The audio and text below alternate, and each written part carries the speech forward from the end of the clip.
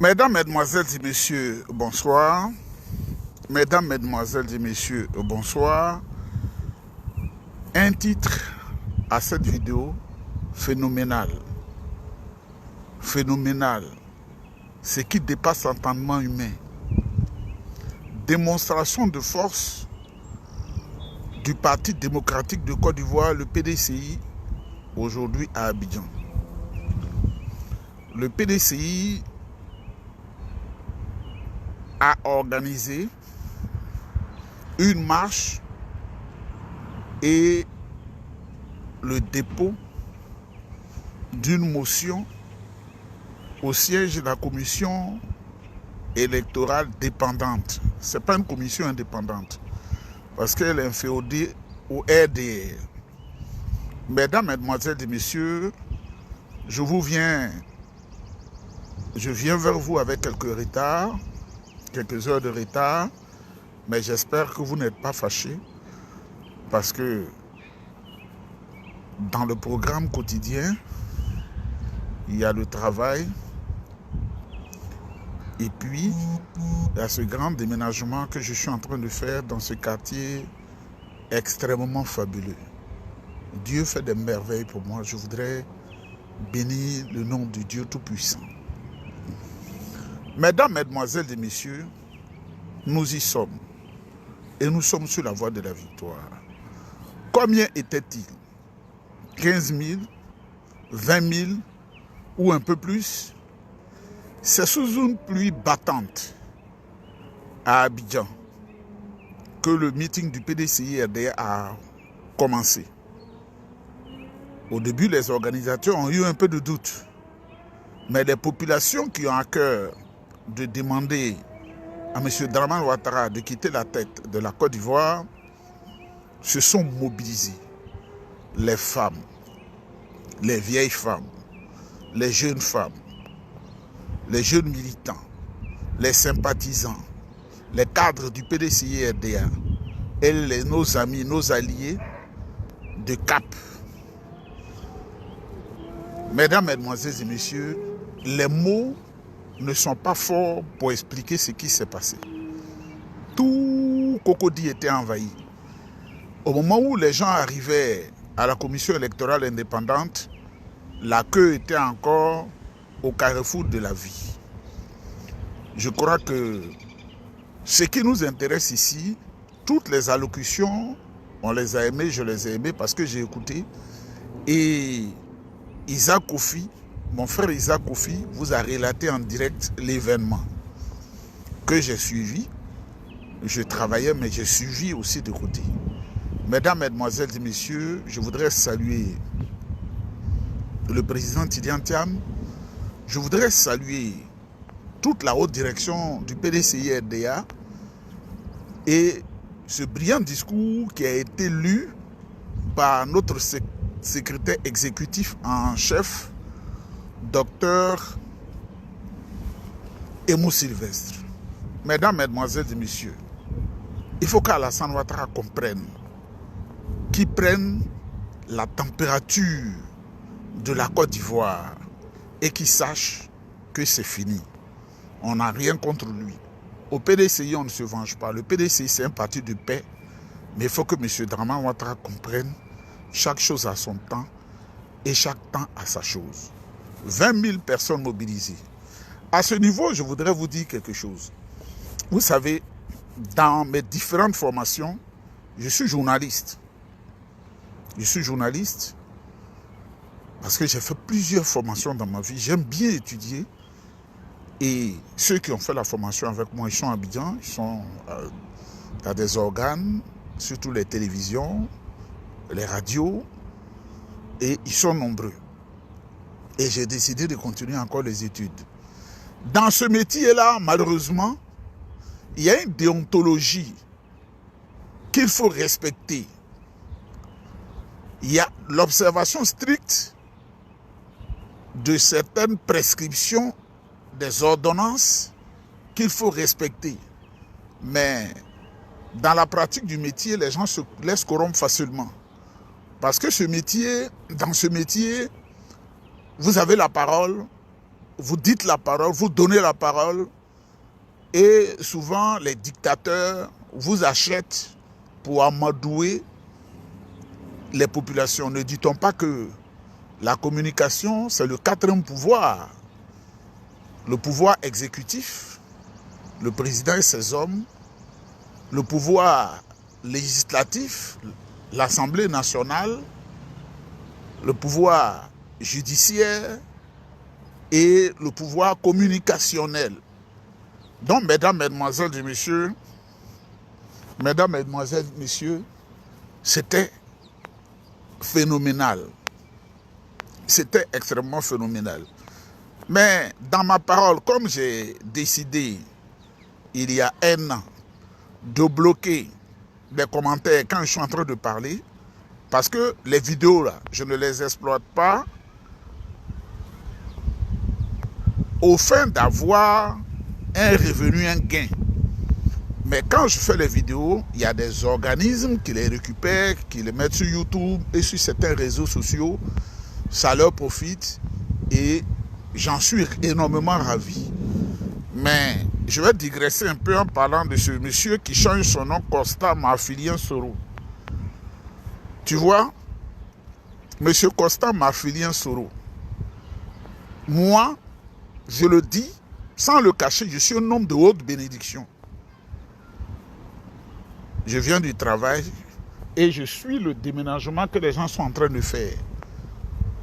Parce qu'il fallait que je quitte la maison qui est prestigieuse où je suis, mais j'ai changé. Le quartier où je suis là. Quand vous entendez un bruit, c'est qu'il y a une femme qui est sortie pour faire marcher son enfant de moins de 1 an ou je ne sais pas quoi, et elle rentre chez elle. Vous voyez, je suis assis chez moi, c'est la piscine qui est là. Mais je vais la montrer rapidement, la piscine qui est là, parce que je veux vivre en dehors de tout le monde. Parce que mon bonheur, je l'exploite sur, voilà la piscine qui est là. Et je viens de nager. Je viens de nager, je viens de me faire plaisir. Et je vais aller bien manger. Donc, toi, ce Soro-là, il faut que tu comprennes qu'il y a des gens qui sont bénis. Dieu leur a donné la bénédiction. Mesdames, mesdemoiselles et messieurs, les femmes à Djanou étaient présentes. Les gens sont venus de partout, de toute la Côte d'Ivoire. Je voudrais remercier tout le monde. Et je vous dis, l'affaire du président Tidiane Tiamla, il y a Dieu dedans. L'affaire du président Tiamla, il y a Dieu dedans. Et je prends le ciel et la terre à témoin et je vous dis, et je sais ce que je dis, le président Tidiane Tiam sera bel et bien candidat à l'élection présidentielle prochaine, c'est-à-dire en octobre, où, à cause des arrangements qui sont en train de se passer dans un cercle très haut dans le monde que je connais, on pourrait, pour faire le recensement sur les listes électorales, reprendre le recensement, on pourrait décaler légèrement l'élection. Parce que la décision a déjà acté, la décision a déjà arrêté, mais je ne dois pas être le premier à dire, parce que hier j'ai voulu dire quelque chose et j'ai eu une aînée qui m'a tapé dessus. J'ai voulu dire quelque chose et quand je l'ai sondé, comme on dit en Afrique, c'est pas à toi de le dire. C'est le grand responsable du PDCI RDA qui doivent annoncer cette nouvelle-là. Mesdames, mesdemoiselles et messieurs, on avance. Eux, on avance diamement et sûrement. Vous voyez, un bruit qui passe, c'est une voiture, vous avez entendu. Et puis un chien dans la cour, c'est le deuxième bruit. Et puis les enfants qui sont accompagnés par leur maman pour marcher. C'est dans ce quartier-là que je suis venu pour exploiter sur mon bonheur. Comme me le disait mon ami personnel qui est quelque part à Londres, il m'a dit, petit frère, vis intensement ta vie. Fais ce que tu veux, parce que la vie, elle est courte.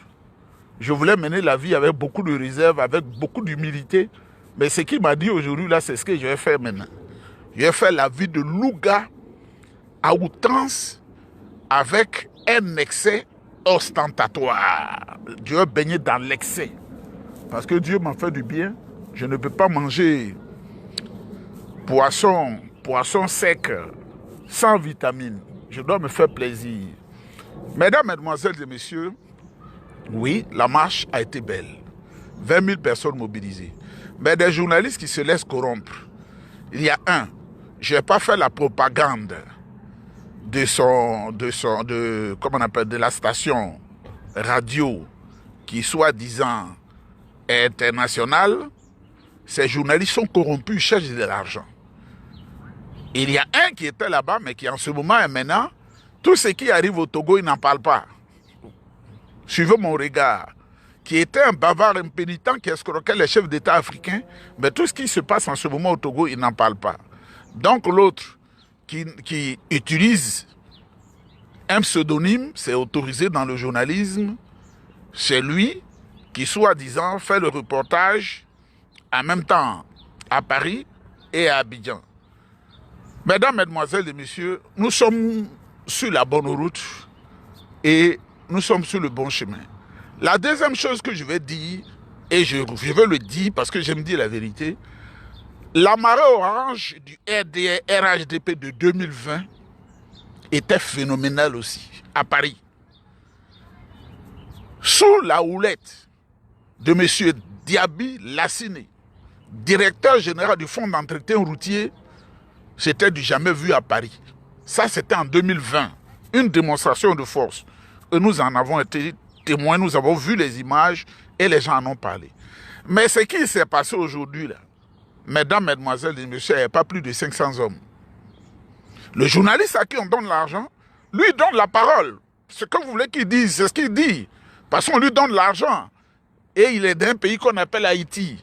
C'est la pauvreté, c'est la misère, c'est les bandes de voyous. Son pays, même avion, ne va plus là-bas. Il a besoin d'argent pour faire sa vieillesse. Parce que où il est là, il sait qu'il a déjà plus de 65 ans. Donc, on comprend. Il y a une aussi, quand le PDCI est sorti, on a fait la grande mobilisation, la plus guinéenne de cette station de radio-là, qui est la plus guinéenne, qui est une cousine à Kandia Camara, elle a osé dire que le PDCI a réuni 100 personnes. Vous comprenez. Ceci explique cela. C'est leur vie, l'escroquerie. Et ceux qui sont au pouvoir, il n'y a pas de médicaments dans les hôpitaux. Et regardez comment ce chien-là montre ton compte bancaire si tu n'es pas à découvert. Vous, ces bandits du RDR, là, tu me prends pour un idiot. Hein? Quand on te dit que quelqu'un a percé le mystère de la connaissance, même madame à la maison, il y a des détails de mon compte bancaire qu'elle ne saura jamais. Ça, c'est un secret personnel. Ça veut dire que tu es un idiot. Ta mère t'a pas donné la vie dans les parties normales, mais t'a donné de la vie par son anus. Où caca sort là, c'est là-bas ton papa allait, et puis elle t'a accouché par là. Tu vois comment j'ai du mépris pour les gens? Tu vois comment je parle? Parce que je ne respecte rien. Mesdames, Mesdemoiselles et Messieurs, donc ces journalistes-là, ils sont corrompus et ils ont corrompu les gens. Ce qui s'est passé à Paris là, le jardin dans lequel Touré Mamadou, Belmont Dogo, la plus prostituée des femmes ivoiriennes, ont fait leur meeting de ce jour, c'est dans un jardin.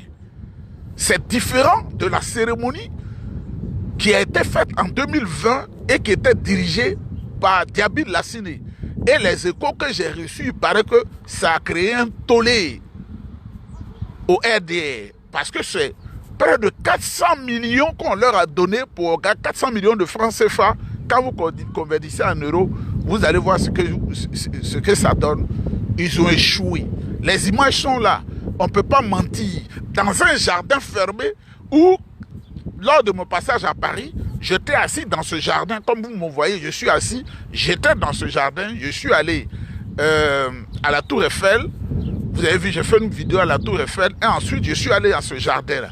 Un jardin qui ne peut même pas prendre 600 personnes. C'est là ils étaient entassés. Et on dit ils sont 10 millions de personnes. Mais un journaliste qui dit ça là, vous savez qu'il cherche à manger.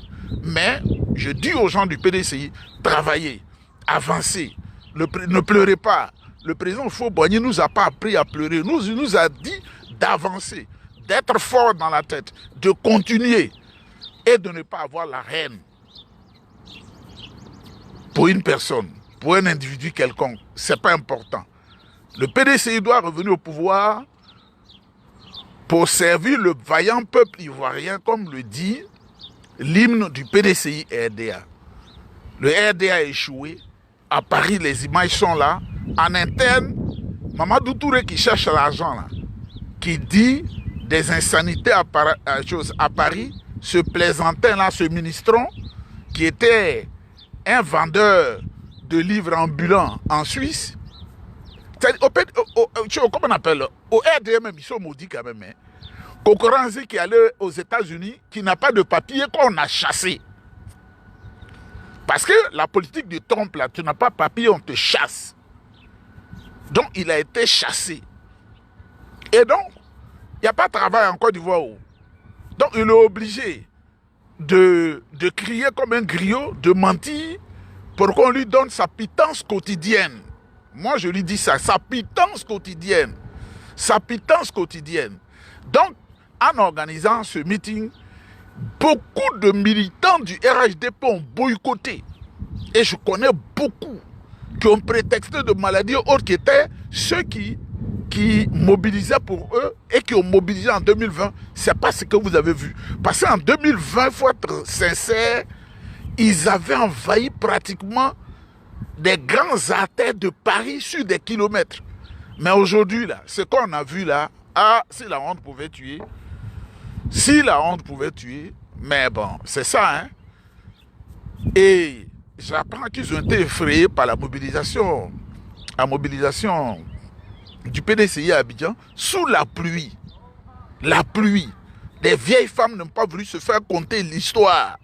Le PDCI rentre encore grand dans les annales de l'histoire. Un jour, on parlera de ces mobilisations. Les Ivoiriens sont fatigués du vol, de la prévarication, la vente à terme de notre cacao. C'est-à-dire qu'ils vendent et puis mettent dans la poche et puis les paysans sont mal rémunérés.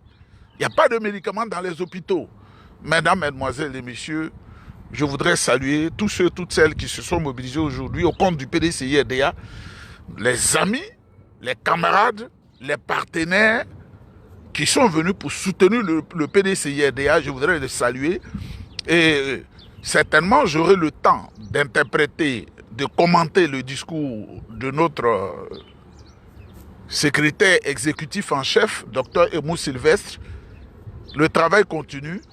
Mobilisation, on ne lâche rien, on va jusqu'au bout. Ne vous laissez pas décourager. Nous, on n'a pas d'argent pour payer les journalistes. Nous, on n'a pas d'argent pour payer les journalistes. Je vais vous dire quelque chose, vous allez comprendre le fonctionnement de ceux qui se disent journalistes là. Et il y a quelqu'un qui était directeur général de la douane à Abidjan. Il y a quelqu'un qui était directeur général de la douane à Abidjan. Et il y avait un dossier d'actes malhonnêtes. C'est-à-dire, on fait semblant de brûler la drogue saisie et cette drogue-là a été vendue dans des réseaux. C'est la vérité que je vous dis. Ce n'est pas maintenant, ça fait des années. Et ça a été découvert par cet éminent journaliste qui malheureusement ne vit plus. Quand il a discuté avec le monsieur dit, je te donne 70 millions. C'est ce qui se passe, c'est ce que le RDF fait. 70 millions, parce que si tu m'exposes le président, je risque de perdre mon poste. Et j'arrive chez ce TNE-là qui est journaliste, j'arrive chez lui le soir pour le saluer. La seule personne à qui il a dit, il ne m'a pas dit les détails de l'argent, il m'a dit, va prendre 70 millions à la direction générale de la douane à 23 h. J'ai dit, mais comment je fais? Je n'ai pas de voiture. Il dit, prends un taxi, va et reviens avec mon argent. Et quand je suis allé, le monsieur m'a dit, 70 millions, c'est pour celui qui t'a envoyé. Mais toi-même, comme tu as vu le montant, toi-même, voici 4 millions. Je ne comprenais pas. J'ai dit, ah, grand frère, l'argent, c'est bon, mais je ne sais pas c'est quel argent, cette affaire-là. Il dit, moi, je te donne ça. C'est quand je suis allé, je lui ai remis de l'argent, il m'a donné encore 2 millions de francs sur les 70 millions. Et de bouche à oreille, j'ai su que l'image qu'on a présentée à la télévision ivoirienne où on a calciné la drogue, ce directeur général-là et ses collaborateurs reprenaient cette drogue qu'ils revendaient. J'ai attrapé ma tête. Donc les journalistes, c'est ça. Vous vous souviendrez d'une interview du grand frère Issa Sangaré Yorosso qui était devant un autre journaliste. Et puis, Issa Sangaré, Rousseau lui a dit, mais tu es un corrompu, voilà, voilà ce que tu as fait. Et il a dit, devant la télé ivoirienne, il a dit à Issa Sangaré, Rousseau, mais nous tous, on est journalistes, on fait la même chose. C'est dans ça qu'ils s'enrichissent, c'est dans ça qu'ils grossissent. Mais moi, je n'ai pas fait ça. Hein. Ça a été un cas de force majeure. Je suis allé prendre son argent, puis j'ai eu un peu, mais j'ai pris. Hein. Donc, mesdames, mesdemoiselles et messieurs, on ne baisse pas les bras. Monsieur Alassane Ouattara doit comprendre qu'il ne doit pas se laisser dicter la loi par Dominique Ouattara. Ce n'est pas parce qu'on est contre la vie du président Alassane Ouattara. Jamais. On ne peut pas être contre la vie des vieillards. Parce que ceux qui arrivent à ce âge-là, c'est un don de Dieu. C'est une bénédiction divine. Tout le monde n'arrive pas là. À 20 ans, tu es parti. À 50 ans, tu es parti. Moi-même, je n'aime pas encore 60 ans. Mais moi, je vais jusqu'à 97 ans. Hein? Donc, 96 ans. Mais je n'ai pas encore 60 ans. Donc, on veut arriver là.